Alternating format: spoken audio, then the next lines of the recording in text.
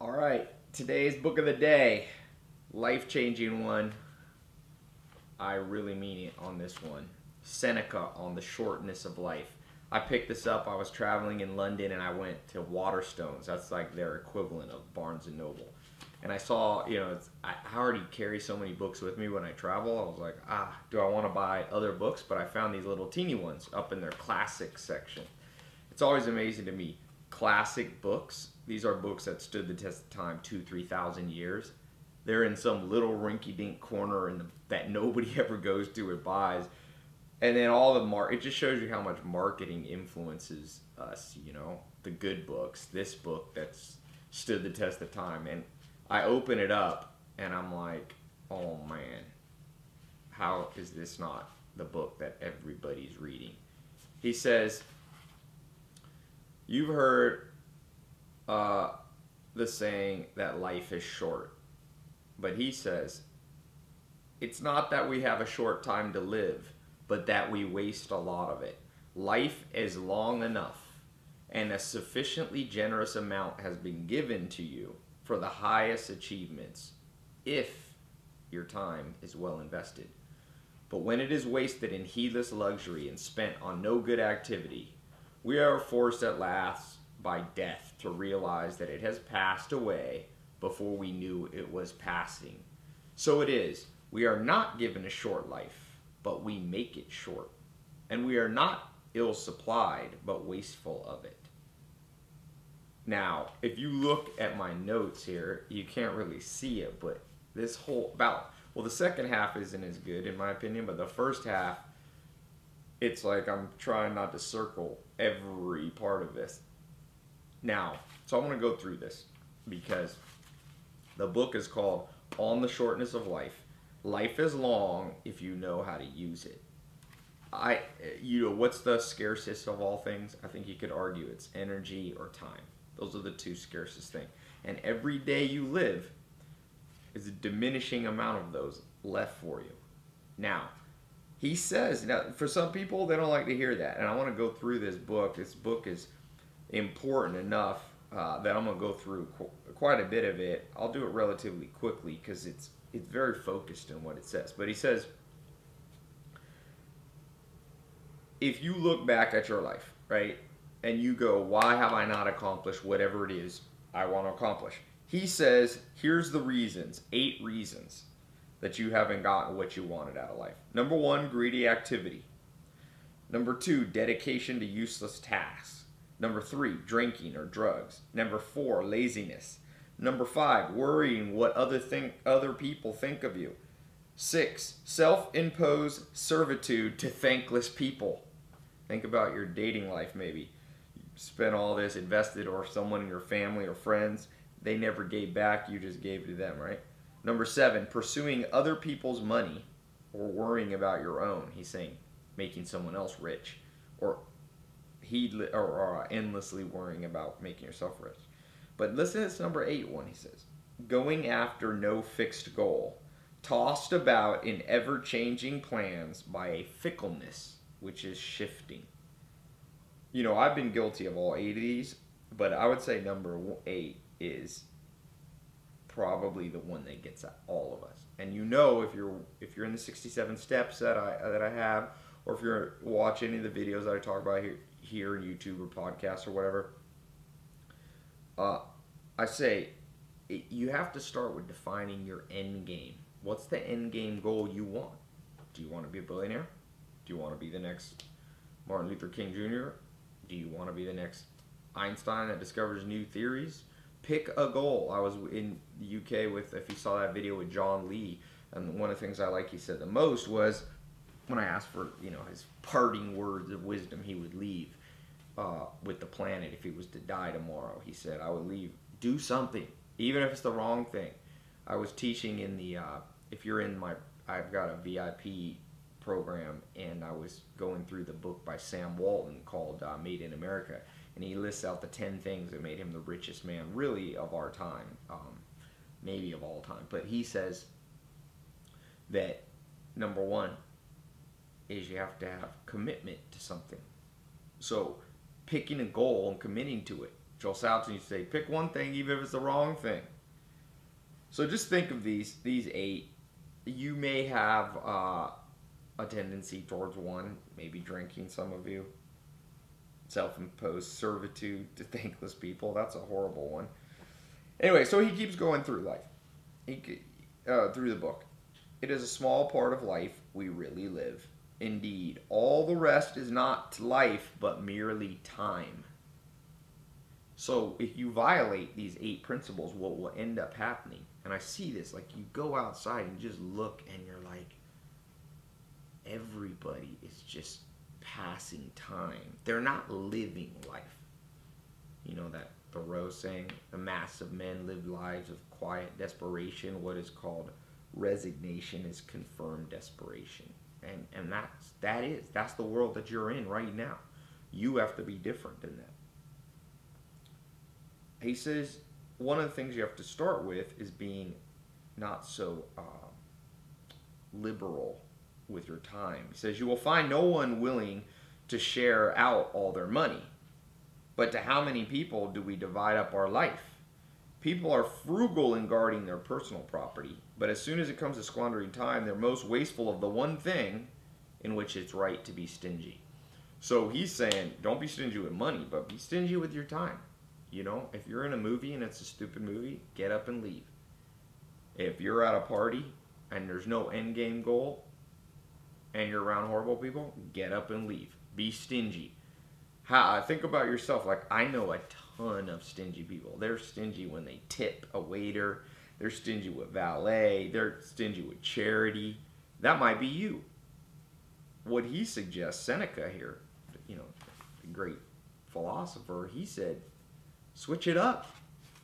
Be liberal with those things because you can always earn those back. If you over tip somebody, who cares? You can make more money, but you can't get back time. So let's see. Keep going through. I just took out some of the tidbits. That was from page 4.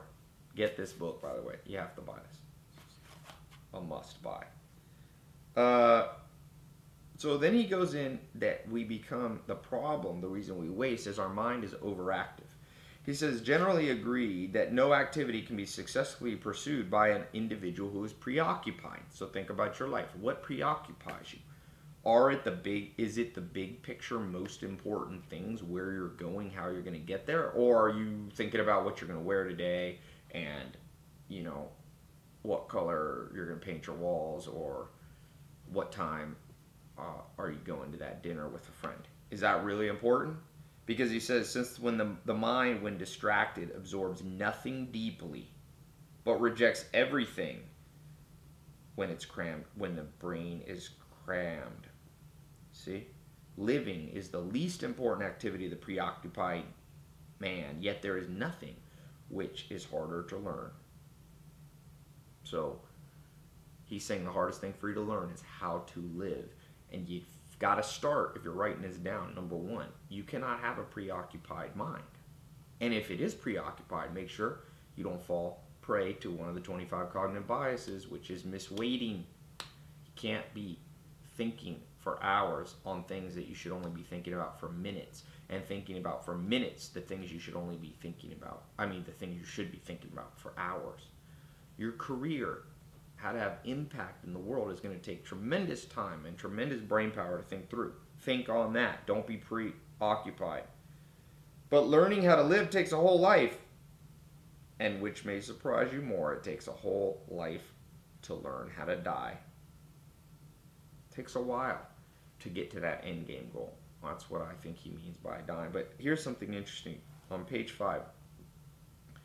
And I think he's speaking to me, and you might feel the same way. He said, the problem is you're living as if you're destined to live forever.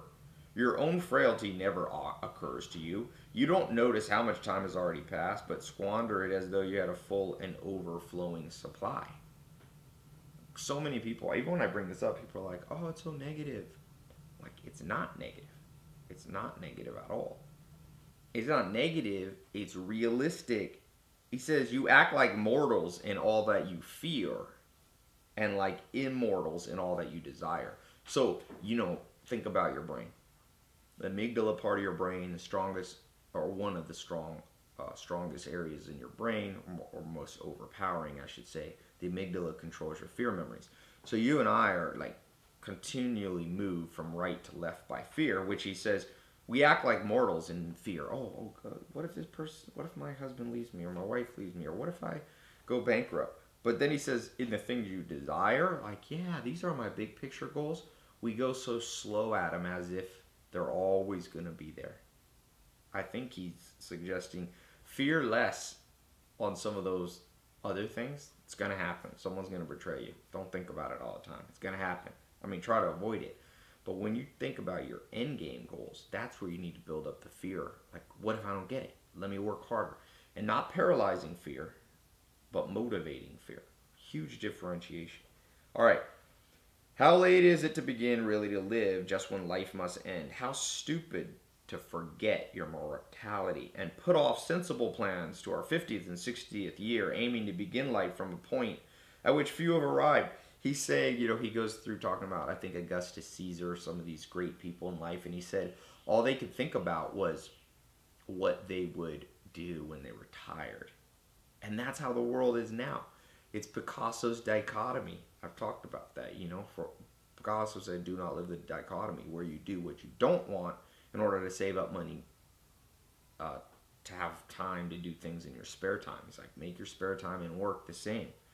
So what he's saying is that most people, and this was true thousands of years ago, and it's definitely true today, most people literally live as if they're sure they'll get to retirement. You don't know. So if you're putting off what you should be doing something you know has no end game goal, working in a job or dating somebody or having a friend that you know is not going to be there in the long run, or you don't want to be there in the long run, but you're just going, I'll do this a little longer. He's saying, how stupid to forget our mortality. He says, but if each of us could have the tally of his future years set before him, as we can of the past, how alarmed would be those who saw only a few years ahead, and how carefully would they use them?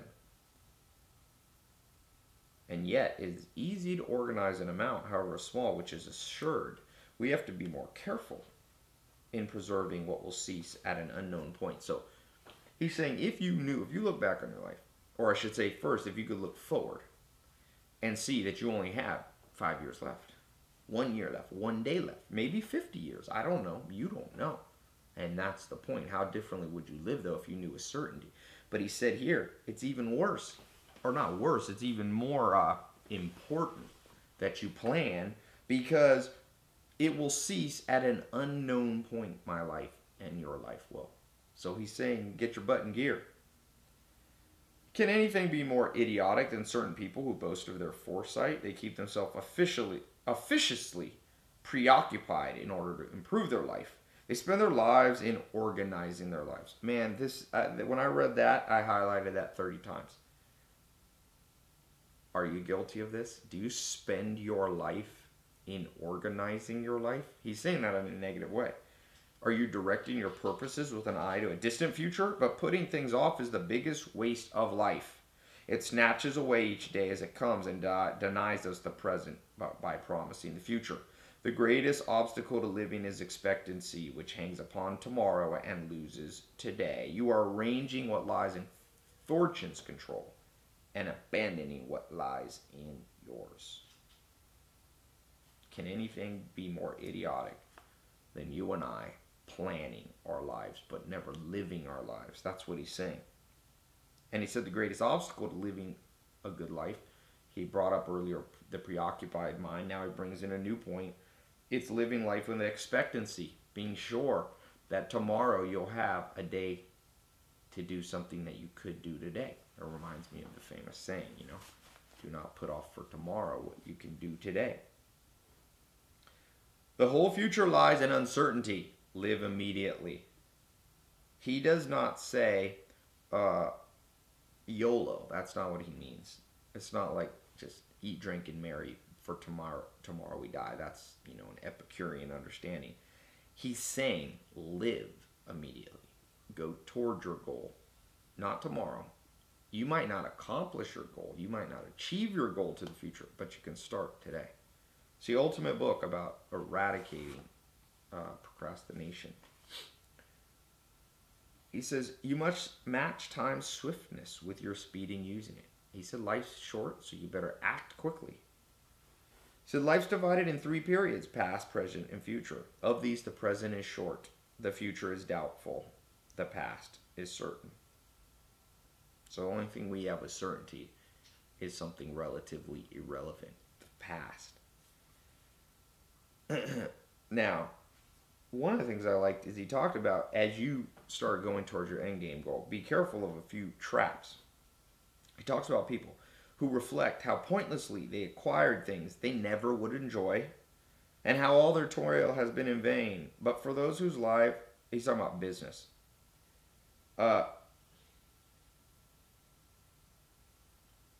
He says, this is on page 16, don't toil to acquire things that once you get them, you'll be like, I didn't really want this. That's keeping up with the Joneses. It's okay to make money. I believe in that. It's okay to be capitalistic or enter into the workforce. I'm not even a capitalist per se, but we live in a capitalist world, so I'm capitalist. So are you, by the way. You're watching this on something built by capitalism. But what he's saying is it's very easy to work towards something. He says that somewhere else. It's one of the most tragic things to work for something, and then once you get it, realize this didn't do what I thought it would do. So be very clear. Like, if you want to make $1 billion because you think it will make you happy, that's a bad reason, because we already know scientifically it makes you a little happier to be a billionaire. But if you have an end game goal, like Bill Gates goes, I want to eradicate poverty from Africa, and me having $1 billion will give me the power and the control over resources to accomplish that, then go out and make $1 billion. See, that's an example of an end game goal, right? Then you make your life on a day-to-day consistent with that end game goal. He says, of all people, only those who are at leisure, who make time for philosophy. So in this book, as he goes through this about us wasting our time, the answer he ends up giving us is that you must make time for philosophy. Now, he doesn't mean what you might think about philosophy. He doesn't mean like philosophy in the sense of reading philosophy, Nietzsche and, Schopenhauer and Bertrand Russell and all that. What he really means here is, I think, the contemplation of life, the understanding of life, the planning of life, the curiosity of life, right? He says, for they not only keep a good watch over their life, but they annex every age to theirs. And now he starts getting into like really studying, which is what I'm talking about, book a day. That's to him is philosophy. He says, you will annex to you, you will bring into your life all the good things from throughout history into your brain. All the years that have passed before you will be added to your life in terms of experience, knowledge, ability to not make mistakes. All the distinguished founders of holy creeds, he's talking about the wise people of the past, men and women, were born for us and will prepare a way of life for you. The toil of others, we are led in the presence of things which have been brought from darkness into light, meaning you don't have to toil and go through the struggle if you study what other people have struggled with. We're excluded from no age. Doesn't matter. You can study Gandhi even though he's dead. You can study Aristotle even though he's been dead for thousands of years. We're excluded from no age. We have access to all. We're prepared in loftiness of mind to pass beyond the narrow confines of human weakness. Since nature allows us to enter into partnership with every age, why not turn from this brief and transient spell of time today and give ourselves wholeheartedly to the past, which is limitless? Will Durant would say the best philosophy is history. I just say, let's sum it up and make it more practical. Read more. That's what he's talking about. That's how you will acquire, obviously. That's what he was talking about. So, he says, none of these people will be too busy for you. None of them will send you away not happier and more devoted than you were before? They're at home to you mortals by night and by day. The knowledge, and I'm going to just change his words a little bit, because when he said philosophy, he clearly meant reading the philosophers, right? Books. You got to read more. Seminars, YouTube videos, audiobooks, whatever it takes, you got to pull knowledge into your brain. That's what he says is the way to not waste your life. Then he goes on.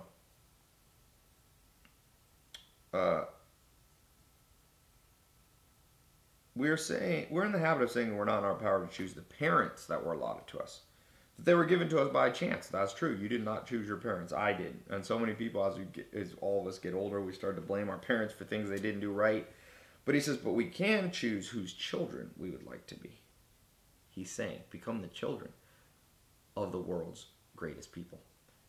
Charlie Munger calls that making friends with the eminent dead, right? So I recommend that you and I become friends with the eminent dead.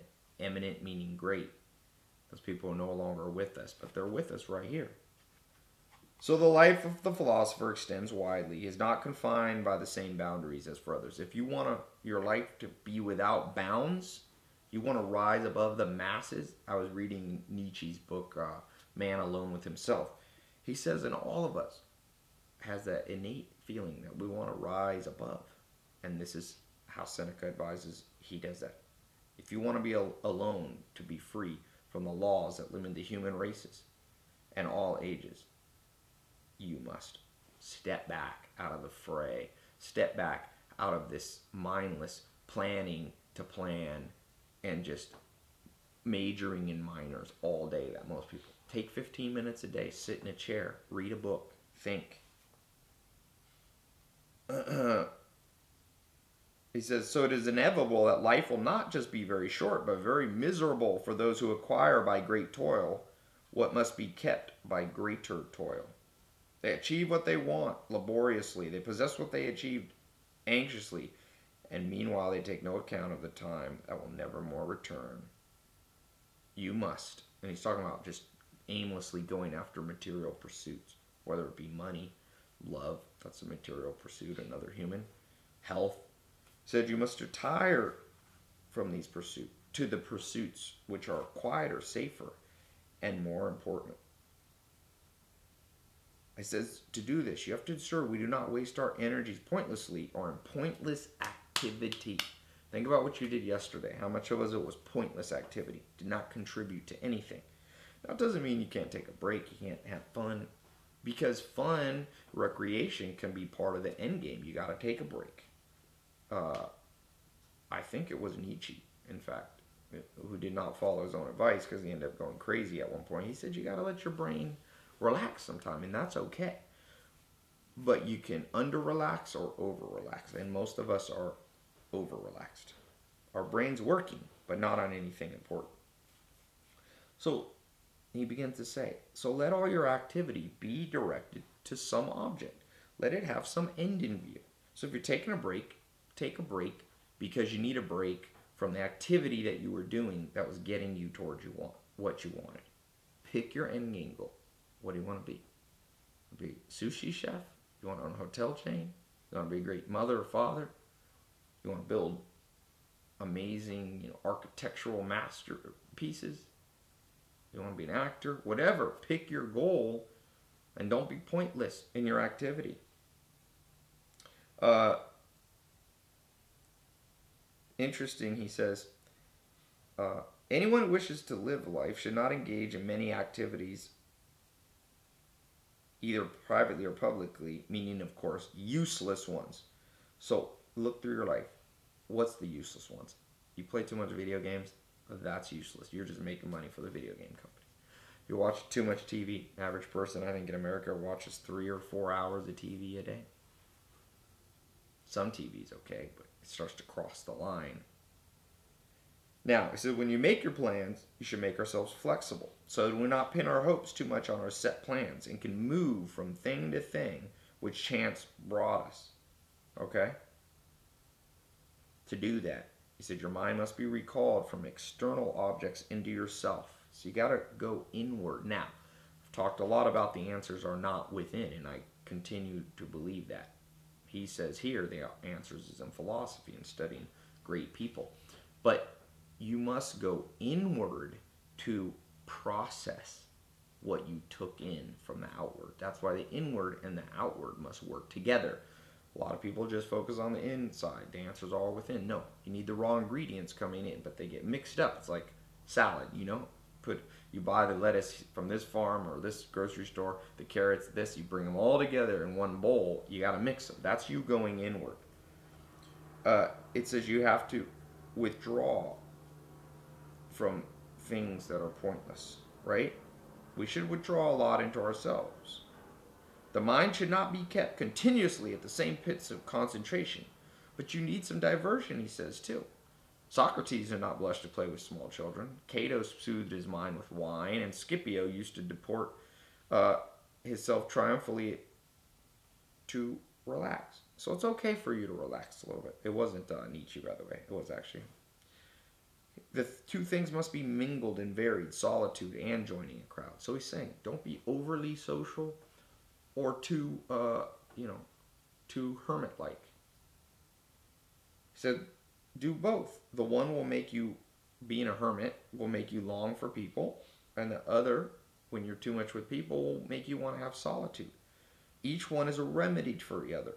Solitude will cure our distaste for a crowd, and a crowd will cure our boredom with solitude. Yet at all times, you must be stimulated to rejoice without restraint, and austere soberness must be banished for a while. That's what he also means. Have fun. That's what I was saying. So, as we go through this book, absolutely vital that you read this book. Just keep in mind the big picture points. We waste our lives in about 8 different ways. Okay? Number 2, the problem is not that life is too short. It's that we don't invest it. So then he says the next point that you must remember is that you can't be miserly with your money, frugal with your money, and just spread your time out there. Be frugal with your time. If you're doing something that has no end game goal, stop. Be frugal. Be cheap with your time. Now, then he says what you must do is you must begin to go into a place where you become a little mini philosopher. And I don't mean philosopher in the sense of, what you learn in school. I mean somebody who reads, learns, loves knowledge. That's really what a philosopher is. Just someone who loves ideas, loves the experience, books, knowledge, seminar. Just a lover of learning. He says by doing that, you take into yourself all the greats of all time into your brain. He says you become timeless. Then he says you must begin to hone down a specific goal that you want, that you invest in. And then he says, put all your energy towards it. But he balances out by saying, take some time to relax, some downtime. He said, even Socrates, even Scipio, even Cato took some time to drink some wine, have some fun. Okay? And last but not least, he said, don't spend your time planning and frivolously I call it flurries of activity, just doing stuff all the time, mindlessly doing stuff. Major in the majors. Take time, spend 15 minutes sitting in a chair every day, reading, thinking, reading the greats. So, question for you. Remember, if you're watching on YouTube, subscribe here on my channel, right below. Subscribe, give out all this good stuff. If you're listening on a podcast, subscribe to the podcast. If you haven't already, leave me a review. There's a comment for you. I want you to leave a question for you. 2 questions. What's your end game goal? Simple as that. Number 2, what frivolous activity are you doing that you got to just cut and be more frugal with your time? Number 3, which